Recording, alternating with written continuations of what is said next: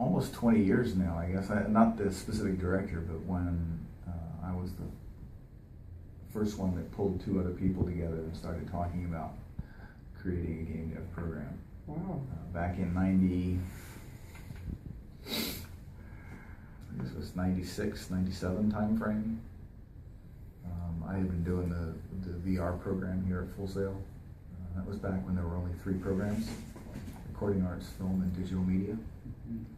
And I was a course director that taught a class in the digital media program called virtual reality. And a lot of the same constructs in virtual reality are the same in gaming, because you're still dealing with virtual worlds, and basically virtual reality is just an interface to virtual worlds,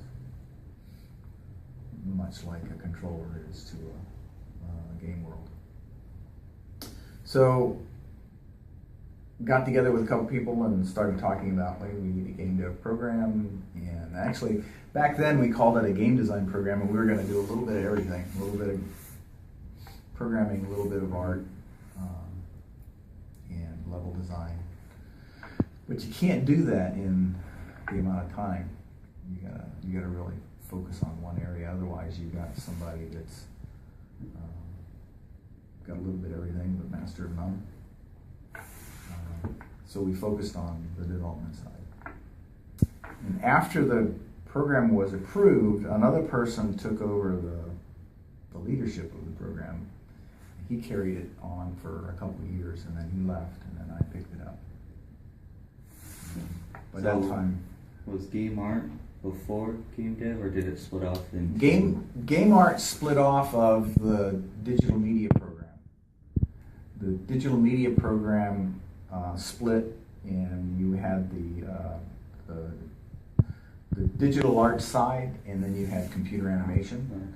And then computer animation went for a while, and then it split out into game art. Yeah. So game dev and computer animation pretty much started around the same time, and then game art split off. So I've been at Full Sail for almost 20 years. Probably between 15 and 18 of those I've been a part of game dev and as in a leadership role. So do you receive outstanding works from students, or do you ever see students' performance? Not sure what you're asking, but we there's always a bar, and a group of students will come in and raise that bar.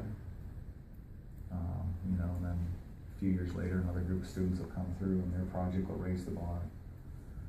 So we've always had that. If you were to give 5 words to describe what made the students stand out, what would you say? Focus, determination, discipline, cooperation,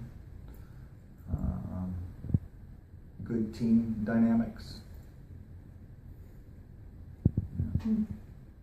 So it's not really mainly what they do, but how well they do it with others. Oh, that's all it is. Oh yeah. A team is not a team project like a game is not a bunch of very good individuals.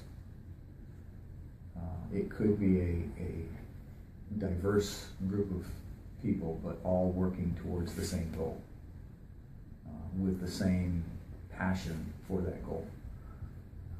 Several years back, we had a young man that came in, and he was quite arrogant, and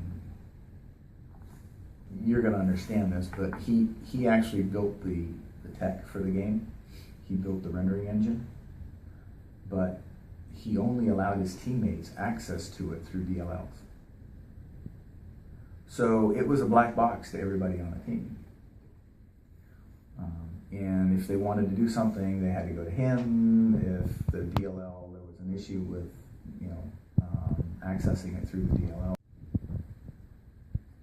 really wasn't a team effort, but the guy was so arrogant about his code and didn't want anybody else to see his, what he had done, that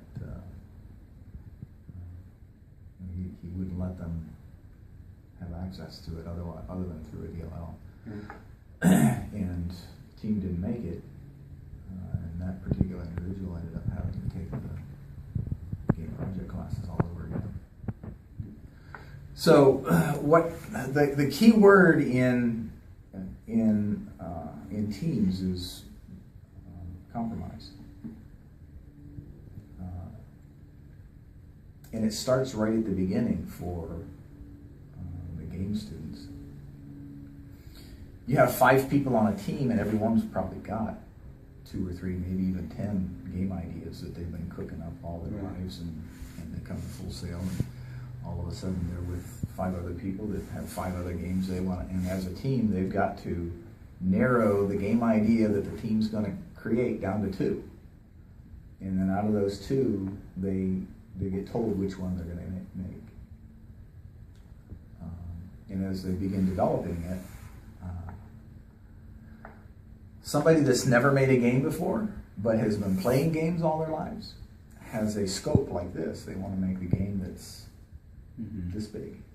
It's almost out of reach. But... Well, the scope is too much for the amount of time. Right. They can only make something this big.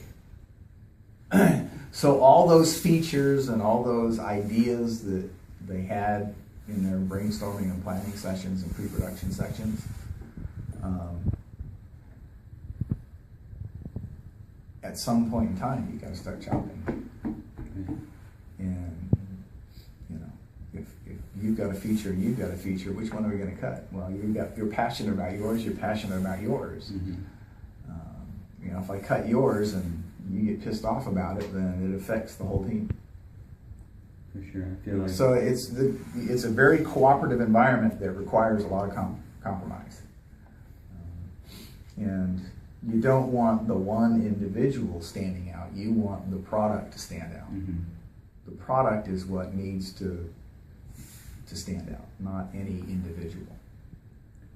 That's why I feel brainstorming is a great thing, because when you brainstorm among your team, you can pull together one idea that everyone likes. And so I think that's really effective. Well, from a team standpoint, yeah, you want everybody on the team to be passionate about whatever it is you're developing. That passion is going to lead to that Sunday that everybody usually has off. Right. 5 people going, hey, let's work on Sunday, and everybody goes, yeah, because the most important thing is the game. If you got people that don't want to, that don't have the passion, that don't have buy-in, then 1 or 2 of them are going to go to the beach on Sunday, and 3 of them are going to be working. And in the end, it shows. For sure it does. It's kind of like our game we did for PYP.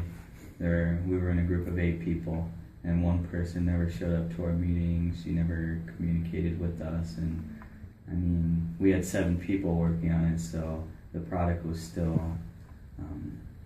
acceptable, but it would have been much stronger if she was with us every time and other things. So.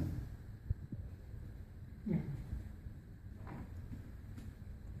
So you're basically saying that, like, to stand out in a game dev, you need individuals, not just one. Like, you need a group instead of an individual. In game development, it's about the team, and not so much one person being a standout. You want the whole team to stand out, and the way the team stands out is through the results of whatever you're doing. In game dev, if the game is incredible, everybody on the team had to do something to contribute to that. Everybody from the marketing people to the artists to the audio people, everybody had to do their part.